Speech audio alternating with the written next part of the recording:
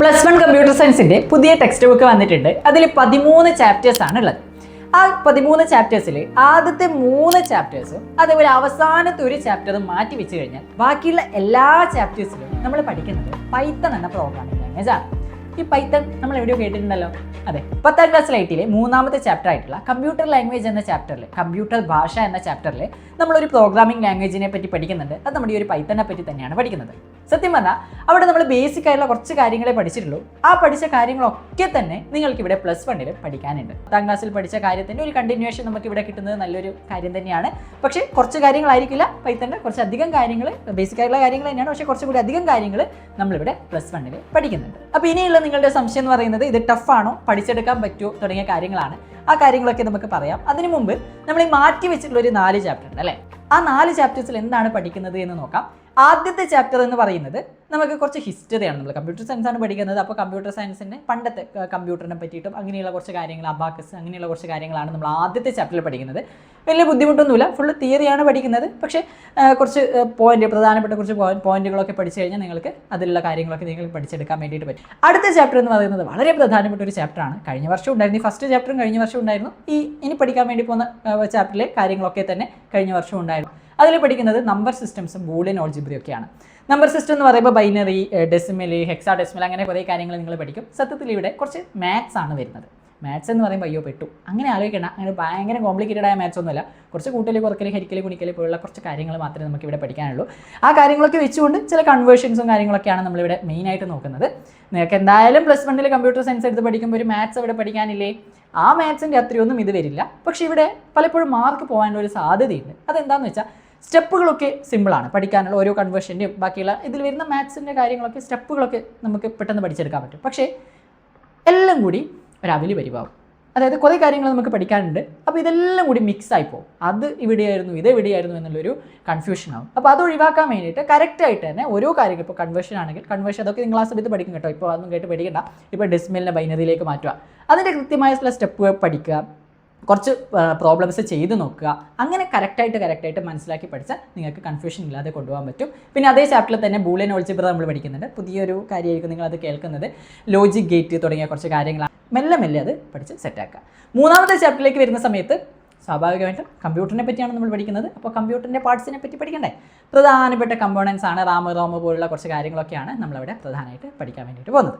അപ്പോൾ ആദ്യത്തെ 3 ചാപ്റ്റർ ഇതാണ്. പിന്നെ ഏറ്റവും അവസാനത്തെ ഒരു ചാപ്റ്റർ ഉണ്ട്. ആ ചാപ്റ്ററിൽ നമ്മൾ കുറച്ച് ജനറൽ ആയിട്ടുള്ള കുറച്ച് കാര്യങ്ങളാണ്. അതായത് വേസ്റ്റിനെ പറ്റിയിട്ട്, അതേപോലെ ഫ്രീ സോഫ്റ്റ്വെയറിനെ പറ്റിയിട്ട്, പിന്നെ സൈബർ സ്പേസ്. ഈ സൈബർ സ്പേസ് ഒക്കെ നമ്മൾ കഴിഞ്ഞ വർഷവും 10ാം ക്ലാസ്സിൽ കേട്ടിട്ടുണ്ടാവും. ജനറൽ ആയിട്ടുള്ള കുറച്ച് കാര്യങ്ങളൊക്കെയാണ് നമ്മളവിടെ വളരെ പ്രധാനമായിട്ട് പഠിക്കുന്നത്. ഓക്കെ, ഇനി നമുക്ക് നേരെ പൈത്തണിലേക്ക് തിരിച്ചു വരാം. നിങ്ങളുടെ ഏറ്റവും പ്രധാനപ്പെട്ട സംശയം എന്ന് പറയുന്നത് ഇതെന്നെ കൊണ്ട് നടക്കുമോ, പഠിക്കാൻ പറ്റുമോ, എളുപ്പമാണോ, ടഫാണോ?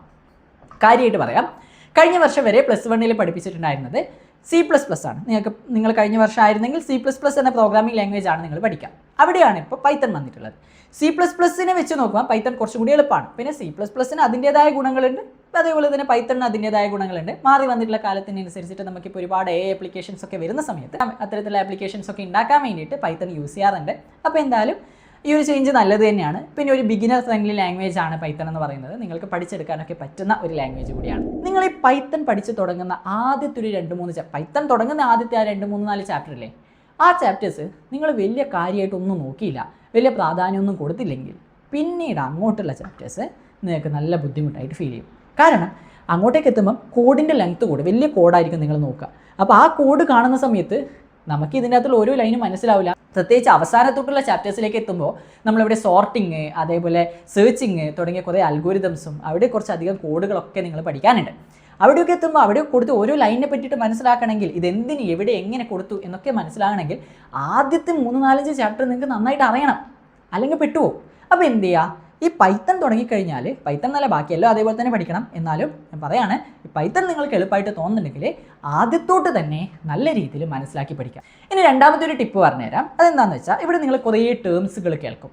അതായത് വേരിയബിൾ, ഡാറ്റ ടൈപ്പ്, കീവേഡ്സ്, ഇങ്ങനെ കുറേ കാര്യങ്ങൾ കേൾക്കും. ഇപ്പോൾ ഞാനിപ്പോൾ പറഞ്ഞപ്പോൾ എന്തെങ്കിലും മനസ്സിലായിട്ടുണ്ടാവില്ല. ഇപ്പോൾ വേരിയബിളൊക്കെ നിങ്ങൾ 10ാം ക്ലാസ് കേട്ടിട്ടുണ്ടാവും, ചിലപ്പോൾ ഇപ്പോൾ മറന്നുപോയിട്ടുണ്ടാവും. നിങ്ങൾ ഇതെല്ലാം ഒരുമിച്ച് കേൾക്കും. അല്ലെങ്കിൽ ടീച്ചർ ഒരു കോഡ് എക്സ്പ്ലെയിൻ ചെയ്യുമ്പം ഇത് വേരിയബിൾ, ഇവിടെ ഫംഗ്ഷൻ ഉണ്ട്, അങ്ങനെയൊക്കെ പറയുമ്പോൾ ഫംഗ്ഷനോ അതെന്താ, വേരിയബിളോ അതെന്താ, ഡാറ്റ ടൈപ്പോ അതെന്താ, ഇങ്ങനെയുള്ളൊരു കൺഫ്യൂഷൻ നിങ്ങൾക്ക് വന്നു കഴിഞ്ഞാൽ പിന്നെ നിങ്ങൾക്ക് ആ ബാക്കി പറയുന്ന കാര്യം മനസ്സിലാവില്ല. അതുകൊണ്ട് നിങ്ങൾക്ക് ചെയ്യാൻ പറ്റുന്ന ഒരു കാര്യം, ഇങ്ങനത്തെ വളരെ പ്രധാനപ്പെട്ട ടേംസുകളുണ്ട്, അത് നിങ്ങൾക്ക് മനസ്സിലാവുന്ന രീതിയിൽ ബുക്കിൻ്റെ സൈഡിലോ ബുക്കിൻ്റെ ബേക്കിലോ അല്ലെങ്കിൽ ബുക്കിൻ്റെ മുമ്പ് തന്നെയാണെങ്കിൽ കുഴപ്പമൊന്നുമില്ല എഴുതി വെക്കുന്നത് നല്ല യൂസ്ഫുൾ ആയിരിക്കും. Variable, keyword, function, list, tuple, dictionary, ഇങ്ങനെ കുറേ കാര്യങ്ങൾ നിങ്ങൾക്ക് കേൾക്കാനുണ്ട്. ഇതൊക്കെ എന്താണ് എന്നുള്ളത് അറ്റ്ലീസ്റ്റ് നിങ്ങൾക്ക് മനസ്സിലാവാൻ പറ്റുന്ന രീതിയിൽ നിങ്ങളുടേതായ ലാംഗ്വേജ്, മലയാളം ആയിക്കോട്ടെ ഇംഗ്ലീഷ് ആയിക്കോട്ടെ, നിങ്ങളൊന്ന് എഴുതി വെക്കുക. എന്നിട്ട് പിന്നെ ടീച്ചർ ഇങ്ങനെ എക്സ്പ്ലെയിൻ ചെയ്യുന്ന സമയത്ത് പല കാര്യങ്ങളും പറയുന്ന സമയത്ത് ഈ വേർഡുകളൊക്കെ നിങ്ങൾ കേൾക്കുമ്പോൾ ഒന്ന് ആലോചിച്ചെടുക്കുക എന്തായിരുന്നു എന്നുള്ളത്. സംശയം ഉണ്ടെങ്കിൽ നോക്കുക. കുറച്ച് ദിവസം നിങ്ങൾക്ക് ആ ഒരു ബുദ്ധിമുട്ടുണ്ടാവും. പിന്നെ നിങ്ങൾക്ക് ടീച്ചർ അത് പറയുമ്പോൾ തന്നെ എന്താണ് സാധനം എന്നുള്ളത് മനസ്സിലാവും. +1 പുതിയ ടെക്സ്റ്റ് ബുക്ക് വന്നപ്പോൾ അതിൽ പൈത്തനാണ് പഠിക്കുന്നത്, ഈ കാര്യങ്ങളൊക്കെ ഉണ്ട് എന്ന് പറഞ്ഞപ്പോൾ ഒരു വീഡിയോ ചെയ്യണമെന്ന് തോന്നി അങ്ങനെ ചെയ്തതാണ്. അപ്പോൾ എന്തായാലും ധൈര്യമായിട്ട് ഇരിക്കുക. ടഫൊന്നും ആയിരിക്കില്ല. എങ്ങനെ ഈ കാര്യങ്ങളൊക്കെ ശ്രദ്ധിച്ച് പഠിക്കുന്നവർക്ക് ടഫ് ആയിരിക്കില്ല. അല്ലെങ്കിൽ നിങ്ങൾക്ക് ലാസ്റ്റോട്ട് എത്തുമ്പോൾ കുറേ കോഡ് കാണുമ്പോൾ കൺഫ്യൂഷൻ ആവും. അപ്പോൾ തുടങ്ങിയിട്ടില്ലല്ലോ, തുടങ്ങിയിട്ടില്ലാലോ, ക്ലാസ് തുടങ്ങാൻ പോകുന്നേ ഉള്ളൂ. നല്ല രീതിയിൽ പഠിച്ച് ഓൾ ദ ബെസ്റ്റ്.